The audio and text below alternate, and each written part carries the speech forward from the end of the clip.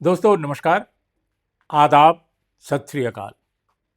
उर्मिलेस official के इस खास कार्यक्रम में आपका बहुत बहुत स्वागत है। मैं हूं उर्मिलेश। तो दोस्तों आज का मंथन हम दो तीन बड़ी खबरों पर करेंगे। वैसे तो खबरें बहुत होती हैं, लेकिन अपने कार्यक्रम के लिए मैंने जो खबरें जैसे कल की तरह आज चुनी है, तीन खबरें हैं।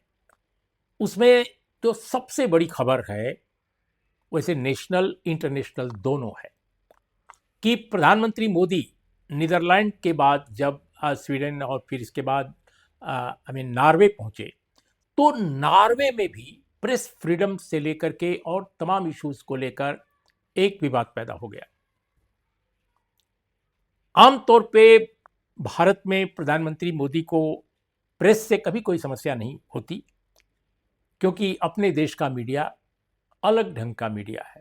कुछ लोग इसको गोदी मीडिया कह देते हैं, कुछ लोग टीवी पुरम कह देते हैं टेलीविजन चैनलों को, कुछ लोग अलग अलग ढंग के नाम से पुकारते हैं।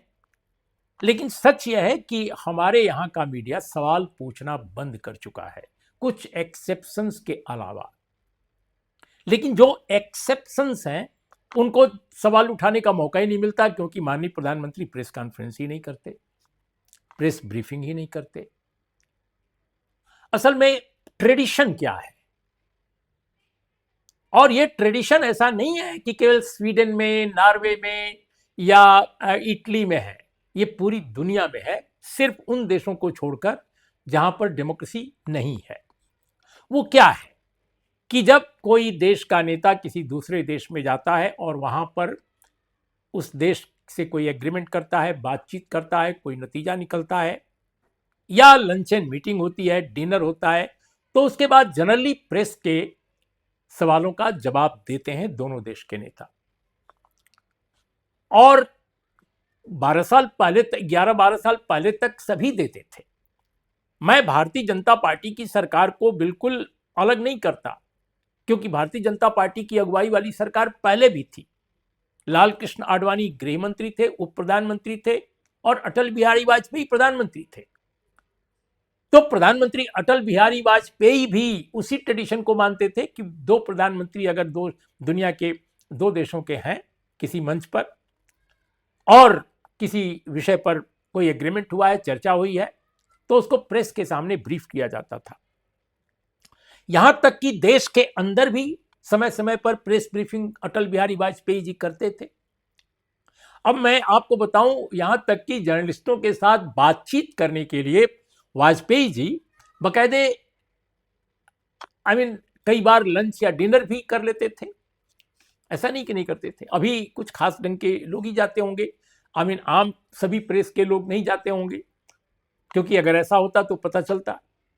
अब मुझे जैसे याद है कि 1999 में वाजपेयी जी प्रधानमंत्री थे और करगिल की लड़ाई क्या कहेंगे, करगिल का कॉन्फ्लिक्ट ओवर हुआ था, उसका समापन हुआ था भारत के पक्ष में। उसमें अमेरिकन प्रेसिडेंट ने निगोशिएट किया था, बहुत महत्वपूर्ण उनका रोल था। उसके बाद क्या हुआ कि प्रधानमंत्री वाजपेयी ने सभी प्रेस वालों को, जो जो लोग करगिल युद्ध कवर करने गए थे दिल्ली से या किसी और शहर से, उनको आमंत्रित किया करगिल पर उनके अनुभव सुनने के लिए। चूंकि उन दिनों में हिंदुस्तान अखबार में काम करता था, जो हिंदुस्तान टाइम्स का हिंदी अखबार है, यह इनविटेशन मुझे भी आया और मैं भी वाजपेयी जी के घर यानी प्रधानमंत्री निवास गया। भोजन के साथ उनसे बातचीत करने का मौका मिला। करगिल को लेकर उन्होंने बहुत सारी बातें हम लोगों की सुनी। तो ऐसा होता रहा। कई बार किसी दूसरे देश का प्रधानमंत्री आकर के प्रेस को ब्रीफ करते थे तो वाजपेयी भी बोलते थे। मैं जानबूझकर बीजेपी के प्रधानमंत्री का नाम ले रहा हूं, क्योंकि इससे पहले कांग्रेस के जो प्रधानमंत्री थे वो तो हमेशा ये काम किया करते थे। और उसके बाद भी मनमोहन सिंह तो संसद के सत्र से निकलते थे, हाउस से जैसे ही वो बाहर निकलते थे, कई बार उन दिनों पार्लियामेंट मैं भी कवर करता था और पार्लियामेंट कवर करने वाले जर्नलिस्ट उनके पीछे हो जाते थे। सर ये बात आपसे पूछनी है, सर वो क्या हुआ था, आपने जो बोला वो सुनाई नहीं पड़ा, सर क्या बात है।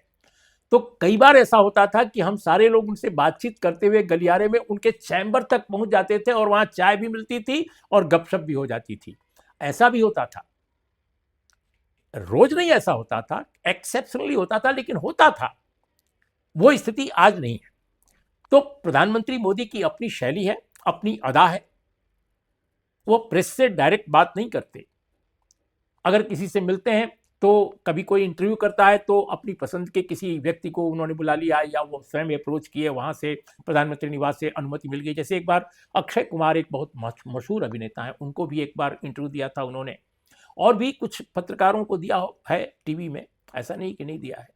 लेकिन ऐसा नहीं कि वो एक रूटीन है, ऐसा नहीं है। तो प्रधानमंत्री की अपनी शैली, अपनी अदा है, जैसा मैंने कहा। तो वो विदेश में भी आमतौर पे प्रेस ब्रीफिंग नहीं करते। हमें याद है कि एक बार संभवतः अमेरिका में डोनाल्ड ट्रंप के साथ उन्होंने इस तरह की ब्रीफिंग में हिस्सा लिया था, लेकिन अमूमन वो ऐसा नहीं करते। तो उन्होंने यहां भी नहीं किया। ये मुद्दा जब उठा, आई मीन नीदरलैंड में, तो नीदरलैंड में प्रधानमंत्री नीदरलैंड के और भारत के प्रधानमंत्री मोदी ने बात की, प्रेस के सामने उन्होंने अपनी बात कह दी, लेकिन उन्होंने कोई सवाल नहीं लिया। ब्रीफिंग का मतलब केवल यह नहीं होता है कि आप बोल रहे हैं, बल्कि प्रेस के सवालों का जवाब भी ब्रीफिंग का पार्ट है। तो वही सिलसिला नॉर्वे में भी चला, और नॉर्वे में जो ओस्लो राजधानी जहां है, नॉर्वे उसकी राजधानी है, वहां पे जब प्रेस ब्रीफिंग हो रही थी तो दोनों देशों के प्रधानमंत्रियों ने अपनी अपनी बात कही।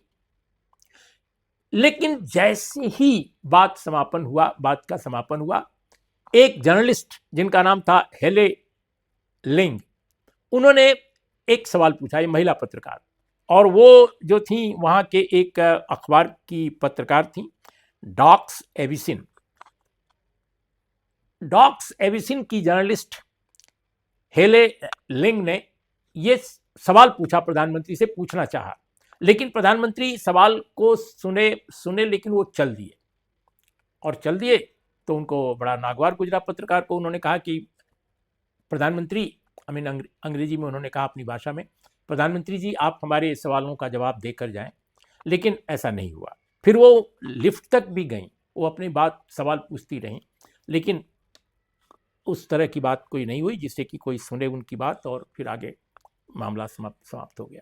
तो इस तरह की बात। फिर उन्होंने सोशल मीडिया पर भी इस सवाल को उठा दिया, ये भी कह दिया कि दुनिया में सबसे अधिक प्रेस फ्रीडम के लिए मशहूर है हमारा देश नॉर्वे, नंबर 1 है।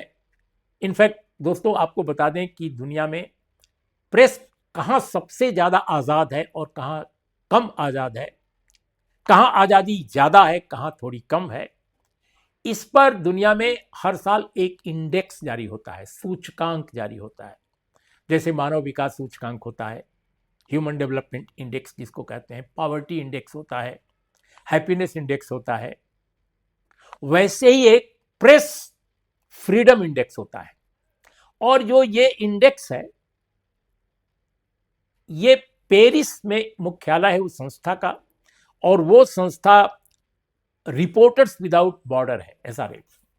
तो reporters without borders well research के बाद हर साल एक इंडेक्स जारी करती है, और वो इंडेक्स जो है पूरी दुनिया में स्वीकार किया जाता है, क्योंकि इस संस्था की जो प्रामाणिकता है और इसकी जो क्रेडिबिलिटी है वो असंदिग्ध है। तो जो इस बार का यानी 2026 में जो आया है प्रेस फ्रीडम का इंडेक्स, उसमें नॉर्वे नंबर 1 है, और नीदरलैंड नंबर 2 है जहां प्रधानमंत्री गए। अब यह भी एक संयोग की बात है कि प्रधानमंत्री ने इस बार जिन देशों की यात्रा की, UAE को अगर छोड़ दिया जाए, तो वे सारे ऐसे देश हैं जो प्रेस फ्रीडम के इंडेक्स में ऊपर हैं, काफी ऊपर हैं। अब जैसे उदाहरण के तौर पे नीदरलैंड और नॉर्वे नंबर 1 है पूरी दुनिया में, 180 मुल्कों में नॉर्वे नंबर 1 है, जहां पर ही विवाद पैदा हुआ, उस महिला पत्रकार ने पैदा कर दिया।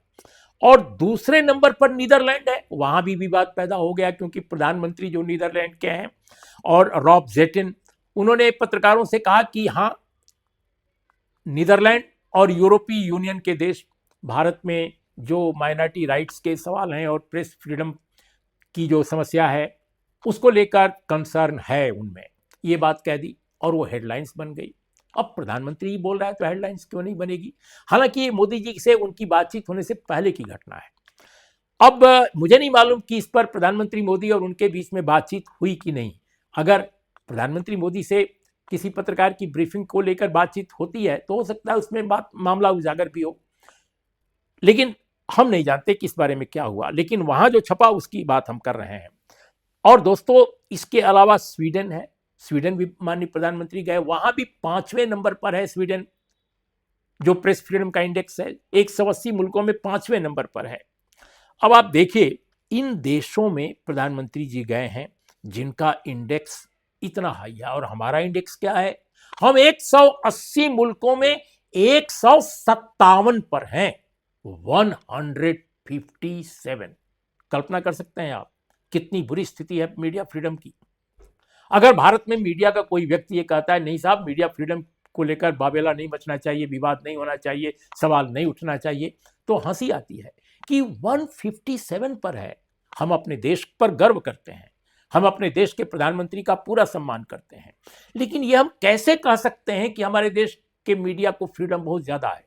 अरे भाई 157 पर है। अगर आपको यकीन नहीं है कि फ्रांस में बैठी हुई संस्था है जो पूरी दुनिया में जिसके रिप्रेजेंटेटिव्स हैं उन्होंने सर्वे कराया है, तो आप अपने से सर्वे करवा लीजिए कि प्रेस फ्रीडम सबसे ज्यादा कहां है पूरी दुनिया में। अगर आपको यकीन नहीं है तो या यूएनओ को कहिए कि वो कराए। लेकिन पेरिस के हेडक्वार्टर में बैठकर जो संस्था पूरी दुनिया में रिसर्च कराती है और साल भर में एक इंडेक्स जारी करती है, उसकी क्रेडिबिलिटी आज तक बनी हुई है।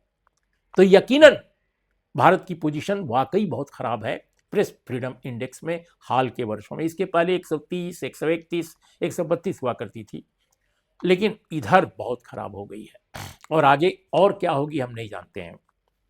तो दोस्तों, इसको लेकर जो बाबेला मचा है, विवाद पैदा हुआ है, मुझे लगता है कि ये इतना विवाद नहीं बढ़ा होता। अब मैं आपको बात एक कहने जा रहा हूं और मुझे विश्वास है कि जो बात मैं कह रहा हूं हमारे देश के सत्ताधारी भी, उनमें कोई भी सुन रहा हो और कोई भी जो सत्ता पक्ष के लोग हैं वो संजीदा होकर मेरी बात सुने तो शायद वो दूर तक पहुंचाएंगे, तो इससे फायदा होगा। मेरा ये मानना है कि ऐसे फोरम्स पर देश के प्रधानमंत्री या उनकी तरफ से किसी व्यक्ति को भारत की पोजीशन जरूर बता देनी चाहिए। अगर कोई सवाल उठाता है दुनिया के किसी दूसरे देश में कि भारत में माइनॉरिटी फ्रीडम नहीं है, माइनॉरिटी राइट्स छीने जा रहे हैं, या मीडिया फ्रीडम का इंडेक्स में इतना नीचे क्यों है, तो भारत सरकार की जो भी पोजीशन है, मैं नहीं जानते कि भारत सरकार इस पर क्या कहेगी। ये तो सवाल जब पूछा जाएगा, जब जवाब मिलेगा तब मैं जानूंगा। लेकिन मेरा यह मानना है कि सरकार को अंतर्राष्ट्रीय स्तर पर या बायलैटरल मीटिंग्स में अपनी बात कहनी चाहिए कि भाई ये गलत है, भारत में बहुत फ्रीडम है, भारत में माइनॉरिटी राइट्स नहीं छीने जा रहे हैं, या अगर छीने जा रहे हैं, अगर माइनॉरिटीज को तकलीफें हैं, उनके राइट्स पर अटैक हो रहा है, तो सच्चाई बोलनी चाहिए। सच क्या है? भारत सरकार के विचार से, भारत सरकार और भारत देश दो अलग अलग चीजें हैं, लेकिन भारत देश को कौन रिप्रेजेंट करता है बाहर? भारत सरकार। तो भारत सरकार पर सारा दारोमदार है इस देश का। जो सच है, जो वो समझती है सरकार कि ये सच है, उसको बोलना चाहिए। अब बोला नहीं गया, बाद में किसी अफसर ने बोला तो उन्होंने एक पूरा लंबा भाषण दे दिया कि हमारी संस्कृति महान है, हमारा दिव्य है, हमारे सब कुछ महान है। आई ये बात नहीं, टू द पॉइंट ये बात बोलनी चाहिए थी और वो नहीं बोला गया। मुझे लगता है कि एक अच्छे डिप्लोमेट को अपनी बात तो वहां रखनी चाहिए थी, टू द पॉइंट। तो ये एक मैं समझता हूं कि भारत की तरफ से एक डिप्लोमेटिक इनिशिएटिव न होने से स्थिति मुझे लगता है कि इस तरह आई है, जिसको लेकर दुनिया के अन्य देशों में भी, दुनिया के अन्य देशों के मीडिया में भी काफ़ी चर्चा चल रही है। और इस बीच में जो हेले लिंग हैं, महिला पत्रकार, उन्होंने सोशल मीडिया पर भी काफ़ी रिएक्ट किया है, काफ़ी लिखा है। यहाँ तक कि विपक्ष के जो नेता हैं भारत में, राहुल गांधी, उनका कोई ट्वीट देखा इससे प्रेरित होकर, इंस्पायर होकर उन्होंने उनको लिखा भी है कि हम आपका इंटरव्यू करना चाहते हैं, क्या आप हमको इंटरव्यू देंगे? मैं नहीं जानता कि राहुल गांधी ने उनको क्या जवाब दिया है। तो ये बहुत ही एक अजीब मामला सामने आ गया जो भारत में आम तौर पे नहीं उठता है।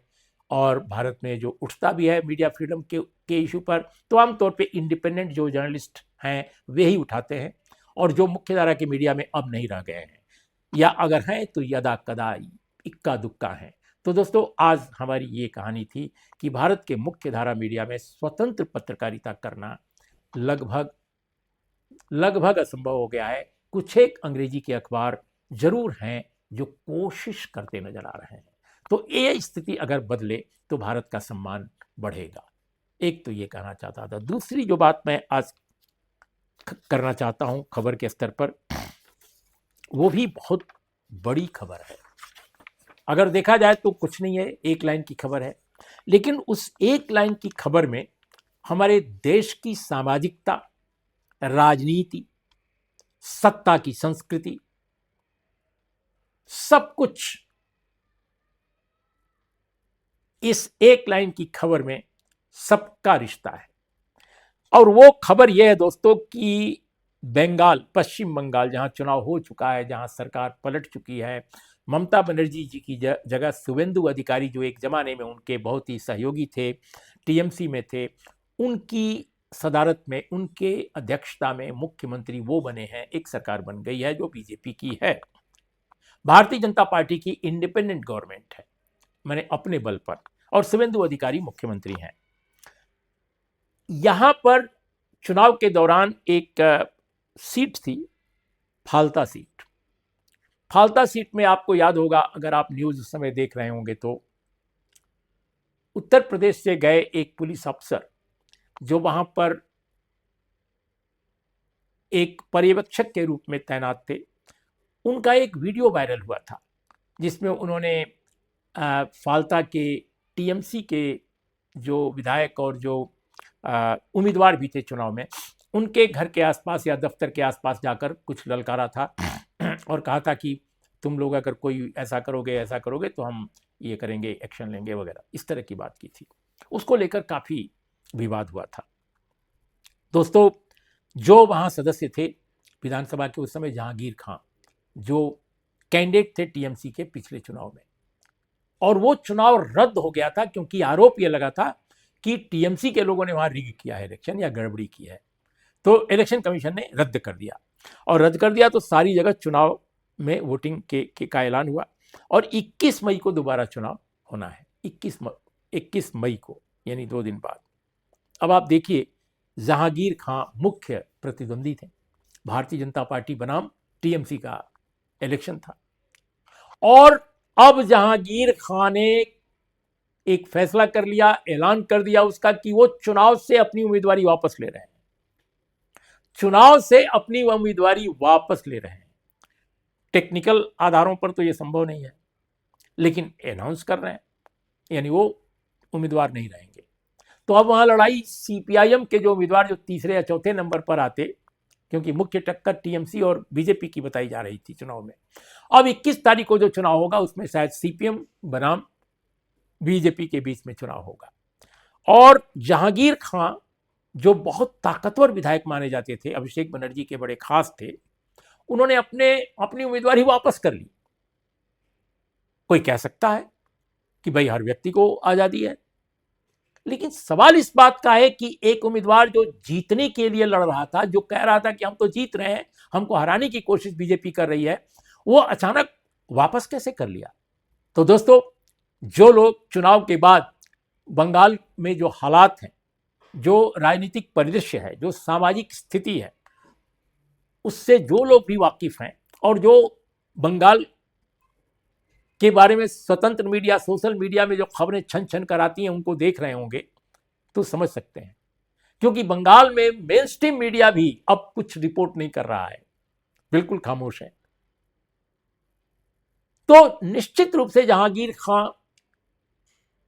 इसलिए नहीं उन्होंने वापस किया है, जहां तक मैं समझ पा रहा हूं, और मैंने लोगों से बात की है जो बंगाल के हैं, जर्नलिस्ट हैं, लेकिन वहां के जर्नलिस्ट बोलना नहीं चाहते। तो उनका कहना है कि डर गए हैं कि पता नहीं अब क्या होगा। तो लोकतंत्र में अगर प्रतिद्वंदी डर जाए, उम्मीदवारी होने के बावजूद उम्मीदवारी वापस ले ले, तो आप उस लोकतंत्र को क्या कहेंगे? बस यही इस खबर का मैं समापन करता हूं। और दोस्तों, तीसरी खबर जो मेरे हिसाब से बहुत महत्वपूर्ण है, हालांकि आर्थिक प्रश्न से जुड़ी खबर है। डॉलर के मुकाबले रुपए के गिरने की, रुपए के लुढ़कने की खबर पूरी दुनिया में है, आप भी जानते हैं।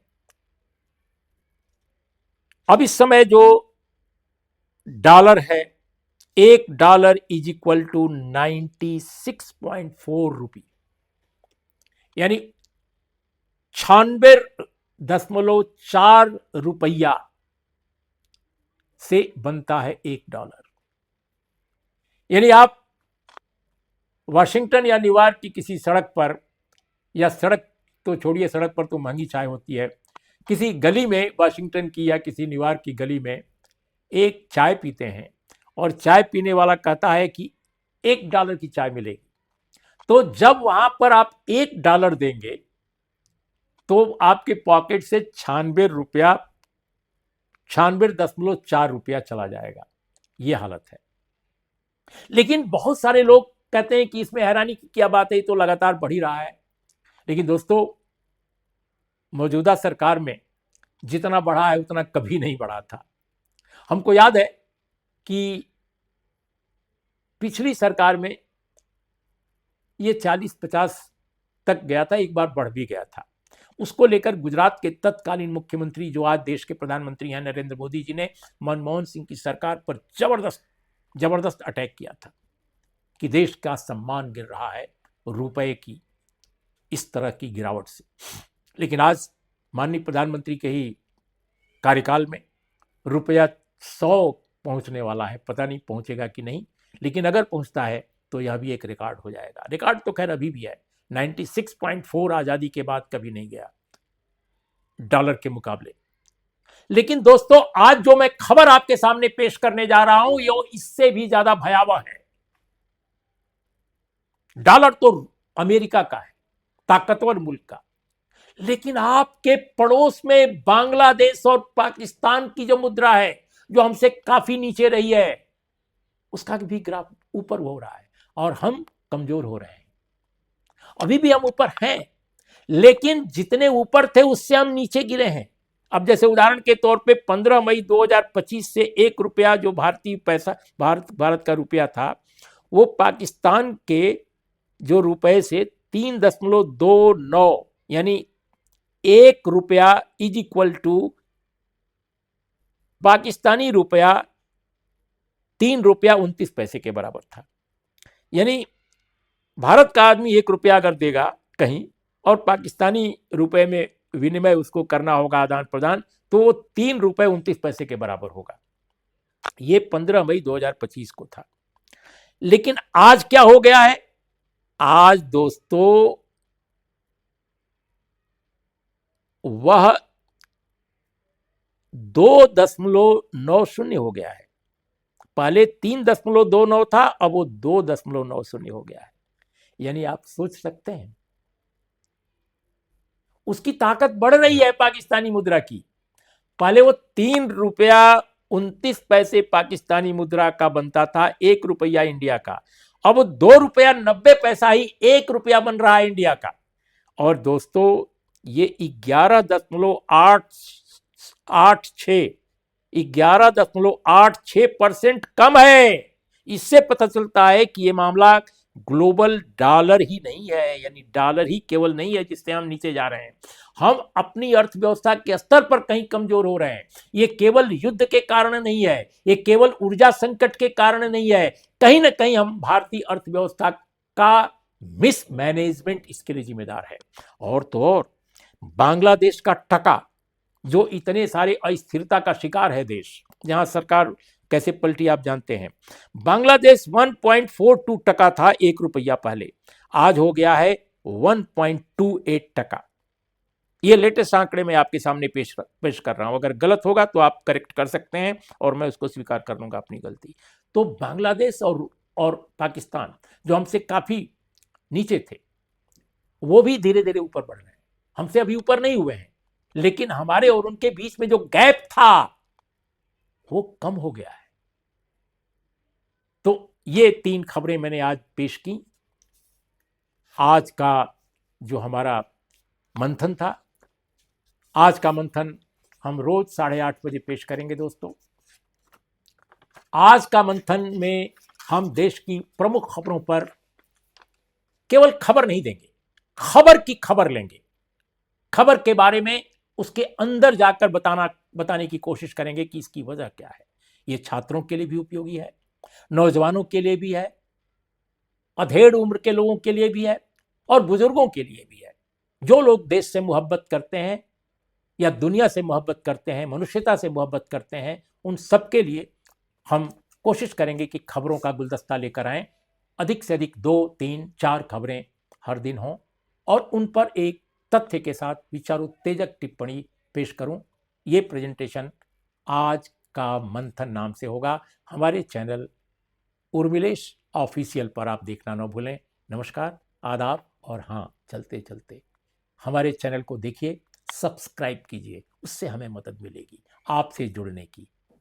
बस इतना ही।